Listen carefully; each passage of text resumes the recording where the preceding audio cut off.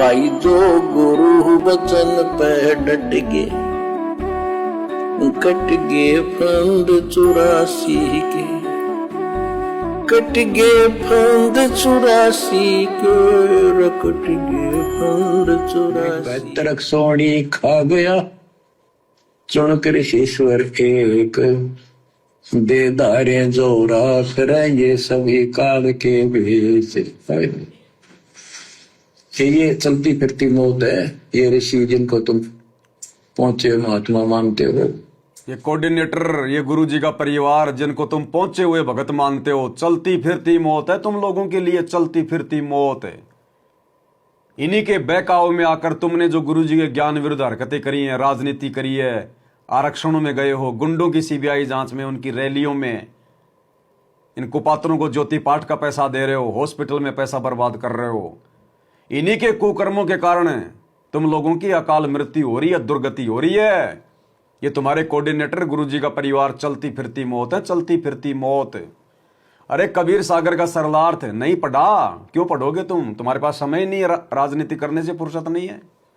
परमात्मा ने सात संगत वालों से वीडियो बनवा दिए कबीर सागर के सरलार्थ के, और मुक्ति बोध के ऊपर वीडियो बन रहे हैं।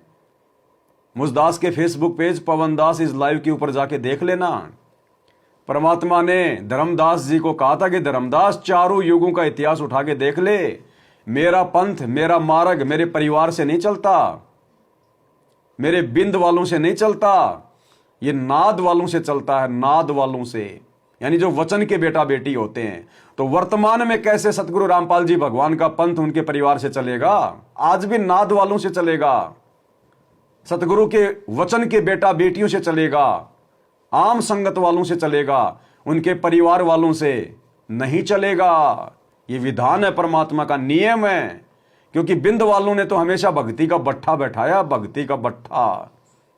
अरे धर्मदास का पंथ भी, धर्मदास से परमात्मा ने आगे इस कबीर पंथ को आगे बढ़ाने की सोची, वो भी नहीं हो पाया। नारायण दास के रूप में काल ने अपना एजेंट भेज दिया, धर्मदास के बेटे के रूप में परमात्मा ने अपनी आत्मा भेजनी पड़ी, चूड़ामणि। तो वर्तमान में सतगुरु रामपाल जी का जो कलयुगी परिवार है, ये तो वैसे काल का दूत है। इन्होंने तो जग जाहिर कर दिया बरवाला कांड के बाद, सारे कुकर्म करके, भक्तों की मर्यादाएं तोड़वा के, राजनेताओं के ये तलवे चाट के, इन्होंने तो वैसे साफ कर दिया कि हमसे बड़ा काल का दूत कोई धरती पे नहीं है, हमसे बड़ा मूर्ख और अज्ञानी ये तत्व ज्ञान लेने के बाद धरती पे कोई नहीं है। और फिर भी संगत आंख बंद करके बैठी हुई है। कौन सी दिशा में जाओगे? कब गुरु के ज्ञान को आधार बनाओगे?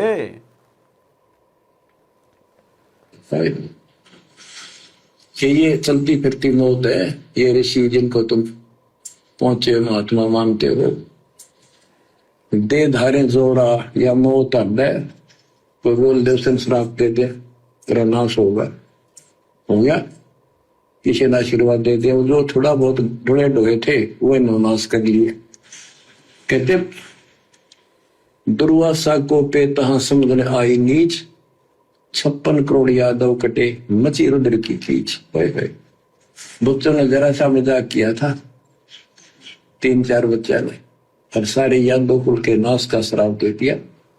बताओ, अरे हम सत्सेवकों ने तो कोई मजाक भी नहीं किया सतलोक आश्रम मैनेजमेंट हरियाणा वालों के साथ। अरे दुर्वासा ने तो इसलिए 56 करोड़ यादवों के सत्यानाश का श्राप दिया था कि वहां के लड़कों ने, श्री कृष्ण जी के बेटे ने, प्रद्युम्न ने और कुछ लड़कों ने दुर्वासा के साथ में मजाक किया था।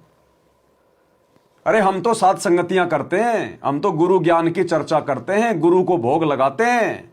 उसके बाद भी ये दुर्वासा ऋषि, ये कलयुग के ये दुर्वासा ऋषि, ये कोऑर्डिनेटर, ये गुरुजी के परिवार वाले सात संगतियों में भक्तों को मरवाने के लिए, पिटवाने के लिए, और अपने जो है गुंडे भेज देते हैं, गुंडे।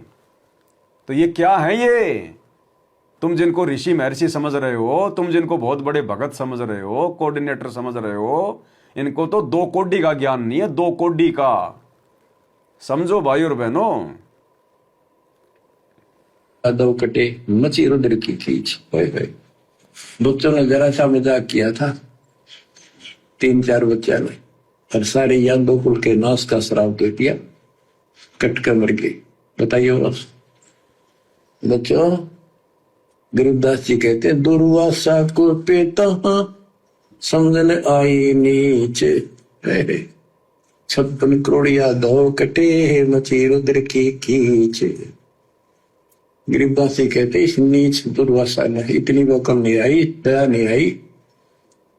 4-5 बच्चा ने श्राद्ध कर दी, बालक से कर भी दिया करे, संत ऐसे श्राद्ध देते। 56 करोड़िया दो कटके मर गए, पापात्मा ने के जुल्म कर दिया। ये ऐसे बड़े डोए ने।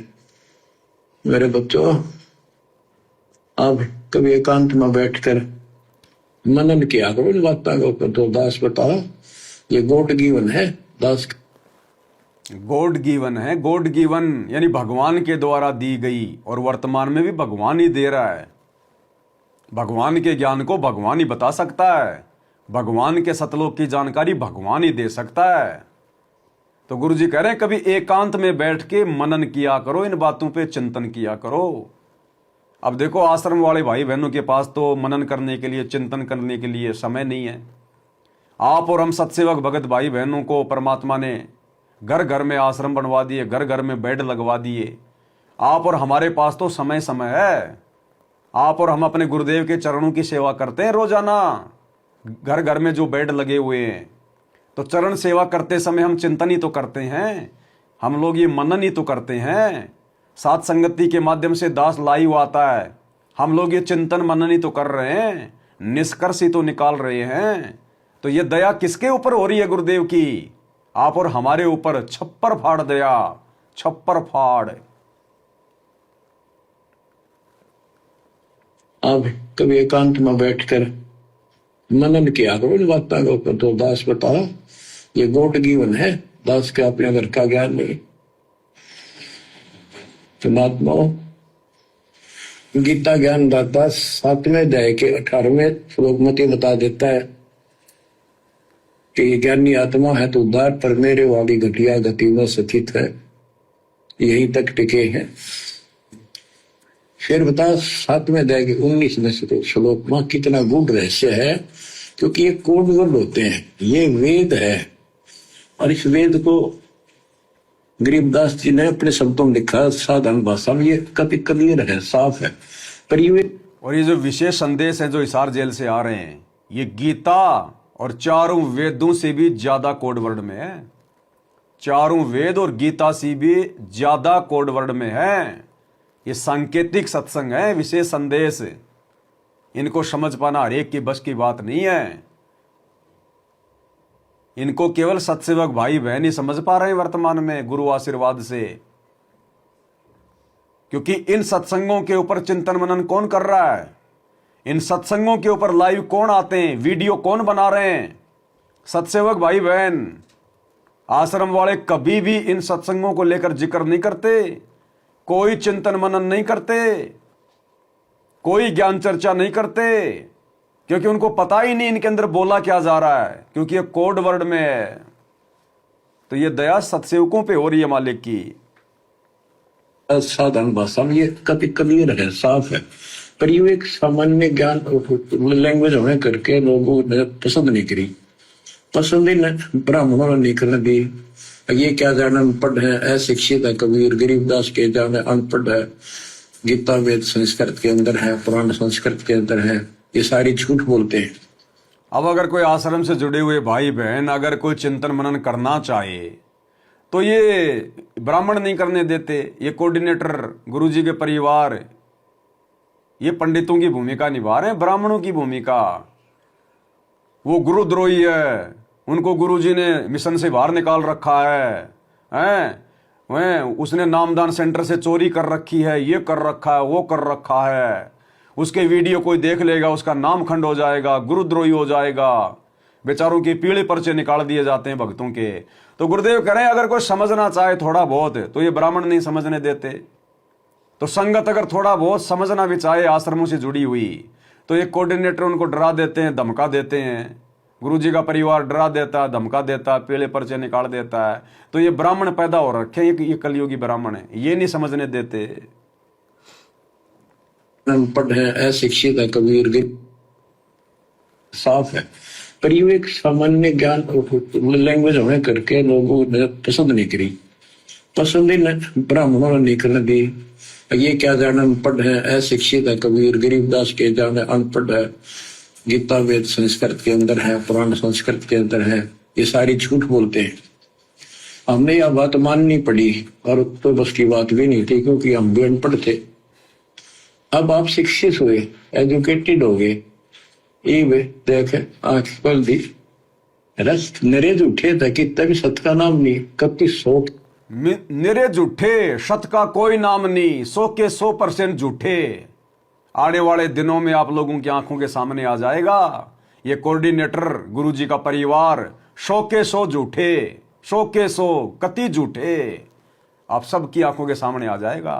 लेकिन उस समय फिर तुम्हें क्या मिलेगा? कुछ नहीं मिलेगा शिवाय पछताने। जो गुरु बचन पे डट के कट गे फंद 84 के, कट गे फंद 84 के, कट गे फंद 84 के। भाई जो गुरु बचन पे डट गे कट गे फंद 84 के, कट गे फंद 84 के, कट गे फंद 84 के। भाई जो गुरु बचन पे डट गे